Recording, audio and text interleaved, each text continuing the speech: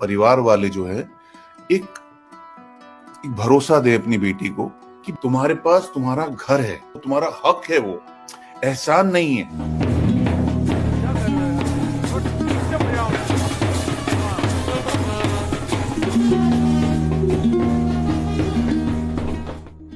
एक फादर है, जब पता चलता है कि उसकी बेटी तकलीफ में है तो पहले तो शुरुआत में बात होती है कि एडजस्ट कर लो।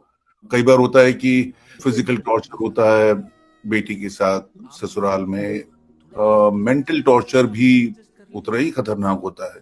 वो बहुत देर तक, अरसे तक सुनता रहता है। उसकी फैमिली के लोग ही बोलते हैं कि एडजस्ट करना चाहिए, और फिर लेकिन फाइनली वो बोलता है कि नहीं, ये बहुत ज्यादा हो रहा है, मैं अपनी बेटी को इस तरह से कॉर्नर नहीं होने दूंगा। और वो जाके बैंड बाजा लेके जाता है और अपनी बेटी को वापस ले आता है। तो जो बेटी को लाना जो है वो उसके लिए शर्मिंदगी नहीं है, वो उसको बड़े फक्र के साथ लेके आना चाहता है, बहुत सेलिब्रेट करना चाहता है कि भाई इसकी तकलीफों को मैं आज ताला लगा रहा हूं। कि ना तो ये पढ़ाई है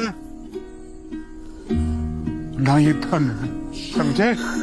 जो इसकी क्रिएटिव टीम है, उन्होंने मुझे जब ये कहानी सुनाई तो मुझे एकदम इसने छू दिया।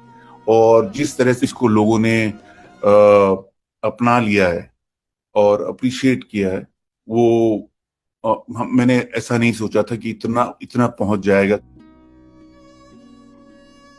हमारी फिल्म ये नहीं कह रही कि हम भाई कुछ एक दिन में हम क्रांति करना चाहते हैं, या ये देखो ये अत्याचार हो रहा है लड़कियों के साथ, अब सब लड़कियां वापस अपने घर आ जाओ, ऐसा कहने की कोशिश नहीं कर रहे हैं हम लोग। हम लोग कह रहे हैं कि भाई, कि जहां तक हो सके माँ बाप, परिवार वाले जो है एक भरोसा दे अपनी बेटी को। अगर ऐसा लगे कि नहीं एडजस्ट हो रहा है, तुम्हारे पास तुम्हारा घर है, तुम्हारा घर है जहां पे तुम जन्मी हो, तुम्हारा हक है, वो एहसान नहीं है। तो इस तरह के काम जो होते हैं वो लाइट हाउस का काम करते हैं, कि जो